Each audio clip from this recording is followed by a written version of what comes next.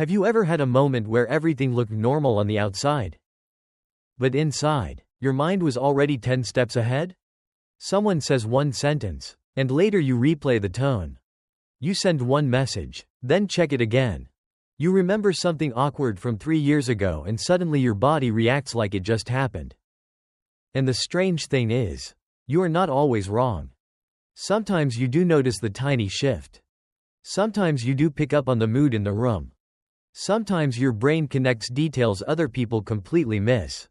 So then the question becomes, why does something that feels like a gift also feel so exhausting? Here is the part you need to hear early. Your mind is not broken. You are not weak because you think deeply. You are not too sensitive just because your brain scans for meaning. What you are experiencing may actually be an ability that never learned where to stop. Stay with this, because once you understand what your mind is trying to do, you can stop fighting it and start directing it. Because the goal is not to become someone who thinks less. The goal is to become someone who knows when thinking is useful and when it has quietly turned into a cage. What we are really talking about is overthinking. But not in the usual way. Most people treat overthinking like a flaw, like it is just mental noise, like the answer is simply, relax, don't think about it. But that advice almost never works, because overthinking usually has a purpose underneath it. It is often your brain trying to predict pain, prevent rejection, avoid mistakes, or create control where life feels uncertain. And later, in the next video, we are going to look at one of the most common places this shows up, when a simple text message suddenly feels like a psychological puzzle. But before we get there, we need to understand the deeper pattern. Let's take this apart carefully. Number 1. Overthinking is often pattern recognition without a boundary. It looks like noticing everything. A pause in someone's voice. A change in their texting style. A small facial expression. A sentence that feels slightly colder than usual. To someone else, these things may seem random. But to you, they feel connected. Here is what most people miss. Your brain may have become very good at collecting emotional data. This can happen when you grew up in an environment where moods changed quickly. Where approval felt unpredictable, or where you had to read the room before you felt safe being yourself. You learned to scan. Not because you were dramatic. Because scanning helped you adapt. That is the hidden strength, perception. You can notice patterns. You can sense emotional shifts. You can detect inconsistencies. But the cost is that your brain may treat every detail like evidence. A slow reply becomes a sign. A neutral tone becomes a warning. A small mistake becomes a future disaster. The switch is simple, but powerful. Separate observation from interpretation. Observation sounds like, they replied later than usual. Interpretation sounds like, they are annoyed with me. One is data. The other is a story. Your strength begins working correctly when you stop treating every story as a fact. Number 2. Overthinking is often a control strategy. It looks like running scenarios. You imagine every possible outcome before making a decision. You prepare conversations in your head. You think of what they might say, what you might say back, what could go wrong, and how you could fix it. Wait, here is the strange part. A lot of overthinking is not really about the future. It is about trying to avoid the feeling of being unprepared. When uncertainty feels unsafe, the mind tries to create certainty through repetition. So it says, think about it again. Then one more time. But the cost is that thinking starts pretending to be action. You feel busy, but nothing changes. You feel responsible, but not free. You feel like you are solving the problem, but you are actually circling it. The switch is to ask one question. What is the next real action? Not the next thought. Not the next imagined conversation. The next real action. Maybe it is sending the message. Maybe it is waiting until morning. Maybe it is writing down the decision and giving yourself 10 minutes to review it. Overthinking becomes useful when it leads to a move. If it never leads to a move, it is not planning anymore. It is mental pacing. Number 3. Overthinking can be empathy turned inward too aggressively. It looks like asking, did I hurt them? Did I sound weird? Did I make things uncomfortable? Did I say too much? Did I not say enough? This is where the hidden strength is easy to miss. Because underneath this loop, there is often care. You care how people feel. You care about being fair. You care about being understood. You care about not damaging connection. The wild part is, many overthinkers are not selfish at all. They are often hyper-aware of other people's experience. But when empathy has no boundary, it turns into self-interrogation. Instead of asking, "How can I be kind?" you start asking, "How can I make sure nobody ever misunderstands me?" That is impossible. You cannot control every interpretation someone has of you. And the cost is emotional exhaustion. You may apologize when you did nothing wrong. You may explain yourself too much. You may become careful instead of honest. The switch is to replace self-interrogation with repair confidence. Repair confidence means, I do not need to prevent every misunderstanding. If something matters, I can clarify it. That one belief can calm the mind. Because your brain no longer has to solve every social risk before it happens. And this connects directly to the next video.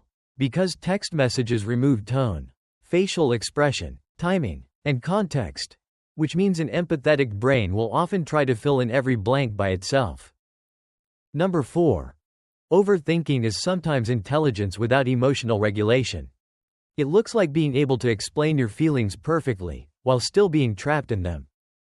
You understand why you are anxious. You understand why you reacted. You understand your childhood, your patterns, your triggers, your nervous system. But somehow, knowing all of that does not always make the feeling go away. Here is what most people miss. Insight is not the same as regulation. You can understand the fire and still feel the heat. Overthinkers often try to solve emotional discomfort with more analysis. But sometimes the body does not need a theory. It needs a signal of safety. This is where the cost becomes clear. You can become addicted to explanations. You watch one more video. Read one more post. Journal one more page. And those things can help, but only if they bring you back into your life. The switch is to pair insight with a body-based reset. Before you analyze, pause and ask, what is happening in my body right now? Tight chest. Fast thoughts. Heavy stomach. Restless hands. Name it simply. Then slow the moment down. Relax your jaw. Drop your shoulders. Exhale longer than you inhale. Put both feet on the floor.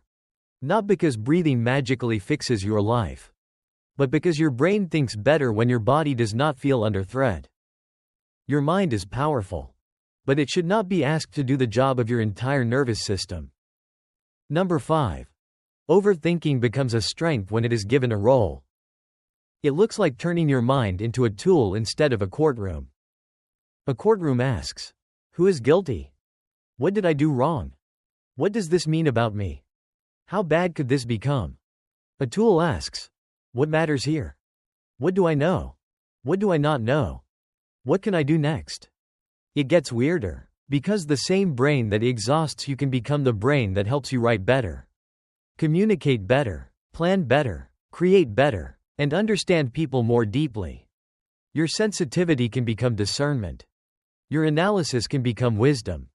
Your caution can become preparation. Your memory for details can become emotional intelligence. But only when your thinking has a container. So try this. Give your overthinking a job title. For example, my mind is allowed to analyze for 10 minutes, but only to produce one next step. That changes everything. Because now your brain is not allowed to endlessly spin. It has to serve a purpose. And the mid-video truth is this. The goal is not to delete your depth. The goal is to stop donating your depth to every fear that knocks on the door. Some thoughts deserve your attention. Some thoughts deserve a note. Some thoughts deserve a conversation. And some thoughts deserve to pass through without becoming your identity. Imagine this. You are sitting at your desk at night, trying to finish something simple. Then you remember a conversation from earlier. A friend said, "Yeah, that's fine. That is all." 3 words. But now your brain replays it. Was it actually fine? Was their voice flat? Did they seem annoyed? Did you miss something? You open your phone. You look at the last message. You think about sending another one. Hey, are we good? But then another thought comes in. What if that sounds needy? What if they were not annoyed, but now they will be? What if asking makes it worse? Now you are not working. You are not resting. You are not solving anything. You are just suspended. Here is the turning point. Instead of asking, what do they secretly feel about me? You ask, what do I actually know? You know they said it was fine. You know there is no clear conflict. You know your body feels activated. You know your mind wants certainty. Then you ask, what is the kindest realistic action? Maybe the answer is, do nothing tonight. Maybe it is, check in tomorrow if the feeling still matters. Maybe it is, remind yourself that closeness does not require constant reassurance. Suddenly, your mind has not been silenced. It has been guided. And this is exactly why the next video matters. Because texting can turn uncertainty into a screen-sized trap. We are going to unpack why one unread message can feel so personal, even when it may not be. So here is the reframe. Overthinking is not proof that you are broken. It may be proof that your brain is observant, protective, emotionally intelligent, and trained to look for meaning. But an untrained strength can still hurt you. A sharp mind needs direction. So the tiny action is this. The next time you catch yourself spiraling, write 3 lines. Line 1. What happened? Line 2. What story am I adding? Line 3. What is one grounded next step? That is it. Not a full journal entry. Not a life analysis. Just 3 lines to move your mind from fear into clarity. For the next 24 hours, do not try to stop every thought. Just label it observation, story, or action. And if this kind of clarity helps, you will probably like what we do here. Subscribe so you do not miss the next one. Because it connects directly to this, if you overthink text messages. This is why. Comment one thing your mind overanalyzes the most. I will meet you in the next one, where we take this straight into your inbox.